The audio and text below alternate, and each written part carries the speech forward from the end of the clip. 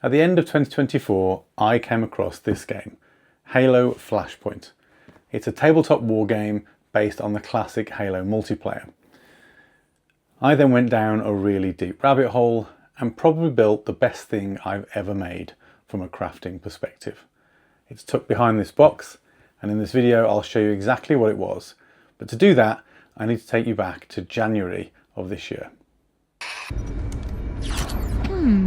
Your architecture isn't much different from the Autumn's. Don't get any funny ideas. So I wanted to tell you a little bit about what I got into just before Christmas and what that has led to in terms of time sunk and spent. So I was watching one of my favourite YouTube channels, Tabletop Time, where they do a lot of crafting and model making. It's typically Warhammer, and I'm not really into the Warhammer lore, but I like to watch good artists making interesting stuff. And they were making some terrain for a game I'd never heard of called Halo Flashpoint, which it turns out came out in 2024. If you haven't heard of it before, Flashpoint is basically a tabletop war game that recreates the kind of classic Halo multiplayer that we were all used to back in the day. So it's Team Red versus Team Blue, and you play a kind of I think it's like an 8x8 grid based system where you're using cover fire to take out each other's teams. And there's a various game modes. You've got your typical Slayer, and then you've got Oddball, and a few other different ones that again kind of capture the flag, stuff like that. So I was quite intrigued by this, and every year me and some friends of mine get together, and in years gone by we would typically play some retro video games and then have a game of poker in the evening. It's just something we've done every year as kind of a Christmas get together. This year I thought we'd change it up, and I thought I was hosting, why don't we do a board game? And I thought about this Halo game. We all used to love Halo multiplayer, so I picked it up. And as I often do, I then went down a rabbit hole. And I started looking at what could I do with 3D printing, and you can probably hear the printer whirring away in the background. What can I do with 3D printing that would enhance this? And I've always wanted to do some sort of tabletop terrain, some sort of tabletop board game. But again, I'm not really into Warhammer, and that seems to have been like the main entry point for a lot of people. So anyway, I ended up printing a hell of a lot of stuff, which I'll show you in a second. We played a couple of rounds of the classic kind of tabletop version of Slayer, using the terrain that I built, and we all had a lot of fun. It was really good. I tested it out with my neighbour, so thanks to Adam if you're watching this. Shout out to you for coming over and testing this with me. And then I got a little bit too carried away, started decorating some of the terrain, and then the day the lads came round, we all played together. Then I thought, God, that was fun. I would like to build a bigger version of this. So the game itself comes with enough, I guess, Halo Spartans. They were called then, enough Spartans. I'm just going to move around a little bit. It comes with enough Spartans to basically allow you to pitch an 8x8 team. So typically the game is played 4-on-4, and you can choose a mixture of the different Spartans that you get. So you'll have one who's really good at brawling, you'll have a sniper, you've got a sort of traditional, I guess, what would you class them as? Automatic rifle, kind of use that. Anyway, you get 4 different class types, and the idea is to mix and match. But I thought, well, I've got 8 of each, why not have an 8-on-8 war game and build a 2x2, a sort of 2 game board size terrain? So that's what I started doing. I've never built any kind of tabletop terrain like this before, and I've got a little bit carried away, and I thought we'd share some of that with you now. This is going to be a long build, so I'm recording this early January, but I suspect I'll still be doing this in about a month's time at least, by the time you see this video. So let me show you some of the stuff that I've done and explain what's going on, and then we'll see how this is all unravelled over the next few weeks then as I record and edit this and see where we end up. But this is the prime example of why I built this workshop, and you'll see why in a second. So let me just flip the camera around. And here we go. So this is where we're at the moment. This is the scenario.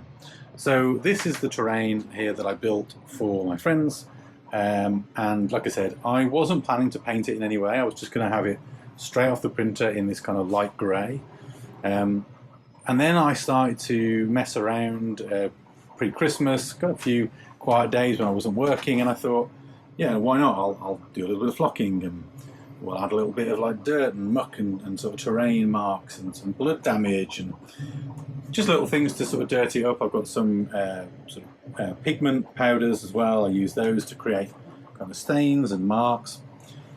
And I still maintain that painting this whole thing is not what I wanted to do. A couple of reasons for that. One, it's just a huge effort, to be perfectly honest, a lot of time, and I don't have it. But two, I think when you're playing the game, too much colour, too much detail can distract from the models, and I wanted the background to kind of fade away from the game itself. So anyway, that was kind of what we built so far. That was the game set that we played with, and this again fit an 8x8 grid. I then had a lot of leftovers when I built this workshop. I had leftover battens, I had leftover plywood, which is kind of used underneath as a base. Got a little cube there that I built just to help me mark out and monitor whether I got the right width, because the game Flashpoint is played in 3-inch cubes. And I got loads and loads of leftover insulation foam. In fact, you can still see a whole pile of it there at the back. So anyway, I built a grid which is more than big enough to accommodate 2 full-size Halo board games, plus a small bit in the middle just to add a little bit of extra length. So this board is 29 squares long, and I want to say 8 wide? Yeah, 8 wide. So much longer, but keeping to the widths. I'm currently printing, and it's early days, I've got some of the cubes here, a whole additional set of terrain from the same maker who made this set, which is awesome by the way. Another one over here which is going to have, again, increased verticality. So over here will be a whole other set of terrain. And then what I wanted to do was to build up and have a little something in the middle. So I also found this awesome little turret online. And I also found these incredible sliding doors. Now these did come as one piece, and you can see I've cut them because I don't have room to have one door on one side. But what I wanted to do was create this kind of notion of an underground unit, some sort of underground building here. And obviously this is kind of the edge of the board, so it's kind of cut off, but there'll be a single door access. It's going to go into this box. This was a leftover wine carrier, which I just kind of opened out a little archway there. And ultimately what it's going to be, using this additional ladder that I printed from the model above, is the bunker access. So this is like a bunker that allows you to access the taller high hide. And the reason that's important is that the Halo game does lean heavily into line of sight and high ground advantage. So when you're rolling dice and thinking about your hits, having the high ground is advantageous. And I like the idea that this would be like the centre of the battlefield that everyone would perhaps move towards, and it would almost become a race to get the high ground.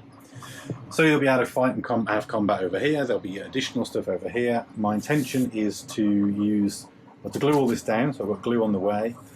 I'm going to shape all of this. Obviously this isn't going to remain in ledges like this. I'm going to shape it all to create probably more of a rock face, I think, over here. Ultimately I'm still kind of designing this in my mind. There might be a little resin pour over here. I'm thinking about maybe some sort of little body of water just to break up the two sides.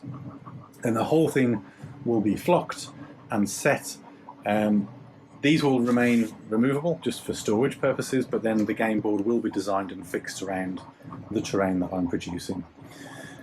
I've got some little trees that I made at the back here. It's a little bit dark to see those. Those will probably also get scattered around, as well as I've got some little rocks and things like that just to bring this to life. But that is the plan at the moment.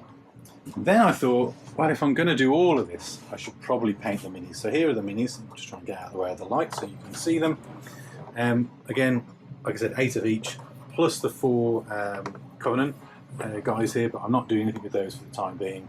And then what I've done is I've gone round and I've looked at all the squad cards for each of the characters, and then I've tried to pick a paint colour that matches roughly the one that they've selected on there, so that again these characters will stand out. I'm also going to print out some small bases so that you'll be able to identify which were red and blue, because once they're all painted the same and they all match their character cards, then you won't be able to tell which were yours necessarily. So thinking through all of that as well.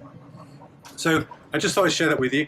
As I said, it's early days. I'm literally, I started building this board last night, got a little bit carried away.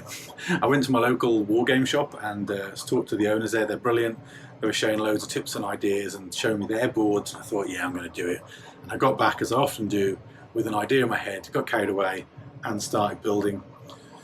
But yeah, I've got glue on order, I've got toothpicks to help pin the foam in place. I'm going to need a whole load of more filament. Unfortunately, Bamboo Labs are currently out of the light grey PLA that I used so far, and I want to keep it consistent, so I'm going to wait for that to come back into stock. Looks like it's going to be a week or so. Then it's going to be sculptor mould, it's going to be gravel and sand textures, it's going to be static grass. I've got a static grass applicator a friend of mine bought me a couple of years ago, I've never got around to using. And then, yeah, and a whole host of 3D printing to bring this all together. And I think my intention is to share that journey with you. So if this video exists and has made it out to the internet, then I've obviously done that and I've completed it. So enjoy watching me bring this all to life, and I'll try and include more footage of the build out than I have up to date, because I must admit I wasn't originally thinking about making a video. I just got super into the idea of making this and started making.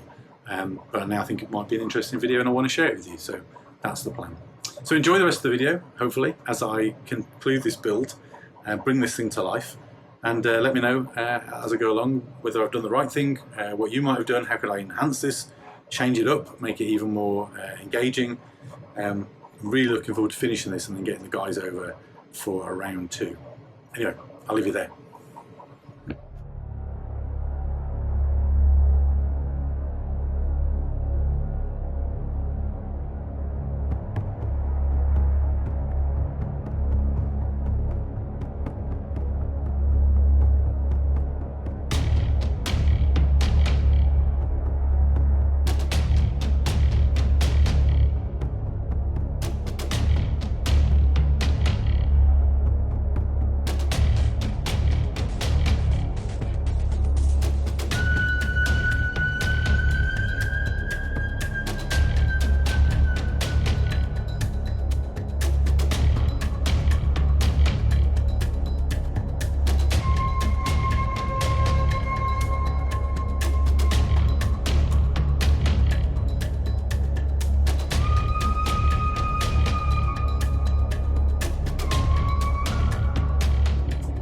Okay, just wanted to give you a quick update. You can probably hear the printer whirring away in the background. We're still some way off having all of this additional terrain printed.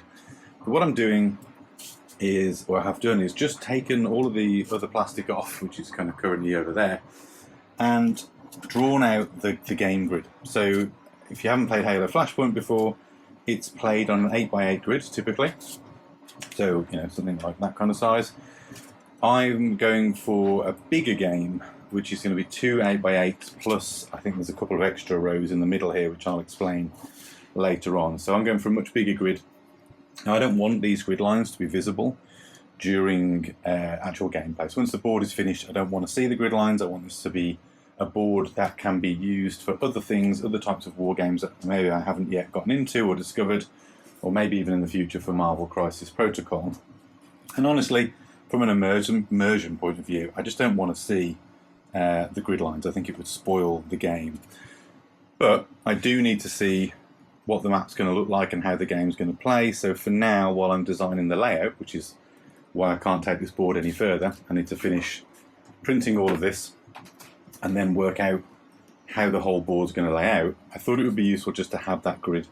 So I've gone around, I've created the grid pattern. It's all measured up. And I'll explain kind of later in the build video how I'm going to make it easy for the players to still be able to map to that when they're trying to work out how to play the game without having to show them as visible. Lots of work still to do. At this stage, there's many hours of printing left to go. This thing's massive and incredibly impressive. And then what I want to try and work out is the balance of the board. So although, again, I'm not a tabletop wargame expert, I am conscious I don't want teams that start this end to have an advantage over teams that start that end. I want to make sure that those kind of starter spawn points are even. I want to make sure verticality for both sides seems to be fair and even, so that I don't create an unexpected imbalance when people are playing. So anyway, as you can see, progress is good. I've still got lots of work to do. There'll be filling of cracks and borders. That's going to be just, I think, caulk initially. I've got some texturing work to do on this, as well as then sealing it. I've got some terrain to build up here in the middle, which again I'll talk about later. But so far so good, we're making progress. And over here, the whole room is chaos at the moment, are all the minis kind of queued up with relevant paint for their armour. ready to be painted as well. So that's also a job I'll be getting on with soon. So that's my update so far. I will keep posted and obviously keep going with the project.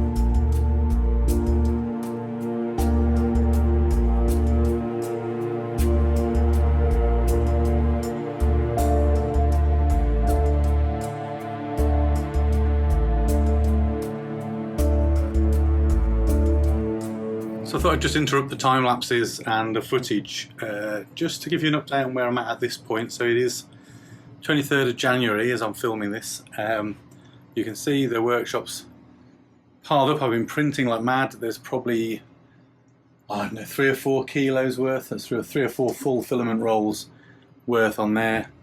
There's a lot of work going on with the board, so I'm just kind of finalising the tunnel here.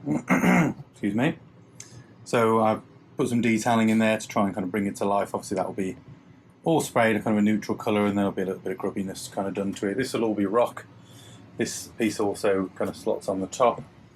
The board is now clear and the red pen kind of denotes where everything's going to go. So that's really just so that I know when I'm preparing the surface here roughly where I want these pieces to go. And what I'm going to do, I think at this point at least, is to just provide some sort of different texture between these two elements so that it's very clear kind of where the grassier sort of walkway is, and then maybe like a blend and a gradient where some sort of gravelly surface will come in, and that would be what you'll sort of typically cover with the terrain pieces. But then if you want to use the board for anything else, you'll be able to. This is all just going to be kind of grass again, and then there's going to be a water feature here which we're going to be working on shortly as well.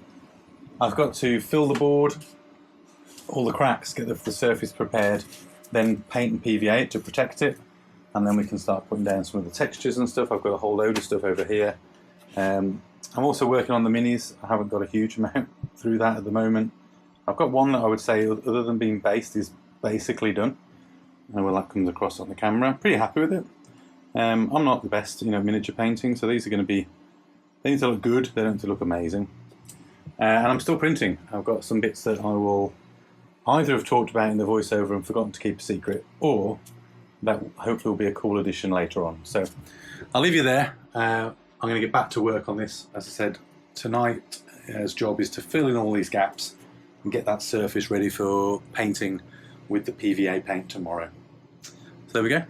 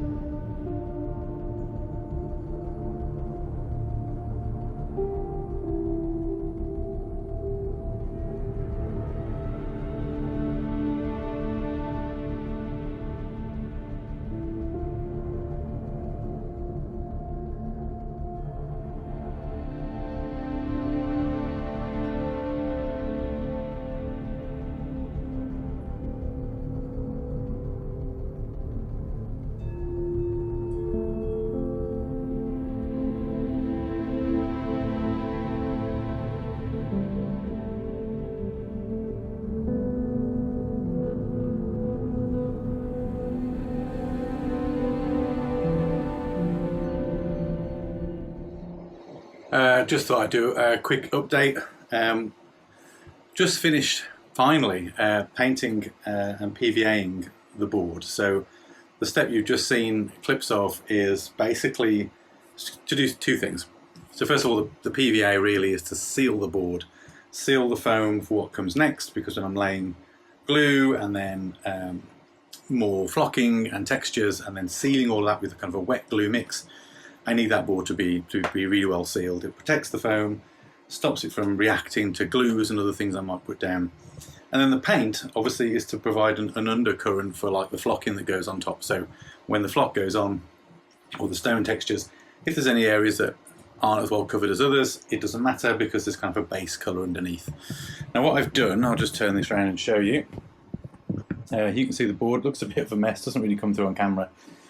This will look, hopefully, a lot more interesting when it's coloured in. Now, where these darker brown textures are, these are going to be kind of a sandy, gravelly texture, and then obviously the green is going to be much more grass, little flowers, little tufts of grass, stuff like that. Now, where the sandier patches are, with the exception of this one area here, that's going to be kind of a Mars sort of ready tinted gravel. And that's ultimately to mark out where the big pieces go, obviously all the plastic that's piled up around the workshop at the moment. And then the green will be more of the areas that the Spartans will traverse in the game. I've done it kind of random. It's not perfect. I mean, if this was to be done, if I was doing this again, I would probably, on reflection, have less formulaic shapes. However, I'm hoping that once the textures go down, it'll just look fairly generic. And the idea is that this board could be used for anything, so it doesn't have to be used with the models that I've specifically printed and placed on the board for in this kind of arrangement. You could arrange them any way you want, but this is going to set now. I'm actually going away for work for a few days again, so this will have plenty of time to dry out thoroughly. Once this is dried, and it might be a little bit glossy because it is just a generic PVA, which doesn't matter, then we'll be going down with a matte Mod Podge, the textures, and then a Mod Podge and water combination to seal it. So we'll see how this reacts to the sort of dampening, because obviously that foam is going to absorb some of that liquid.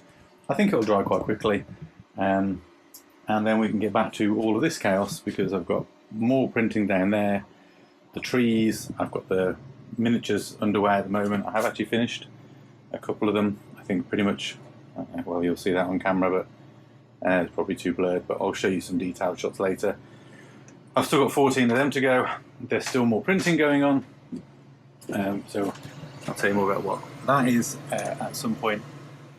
But yeah, let's carry on with the build.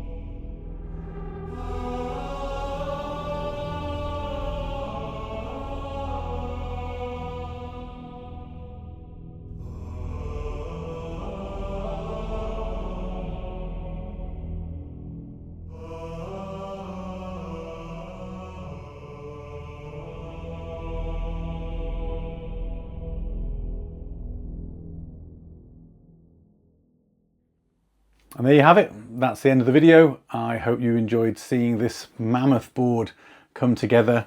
As you can see, you know, it really is absolutely huge, but I couldn't be happier with how it's come together.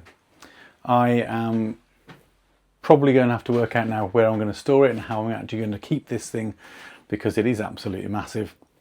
But we had so much fun playing.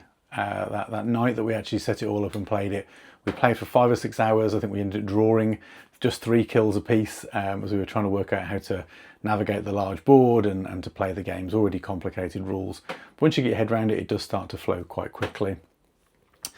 I had an absolute blast building it. It took me a few months in total from when I started back in January, but in reality there was a big push in January to get the bulk of the board done, and then I had just other things in the way before I got around to painting the minis. Got those minis sorted just a couple of weeks ago, and then managed to get it all set up and played. So all in all, it was probably about a month's worth of effort.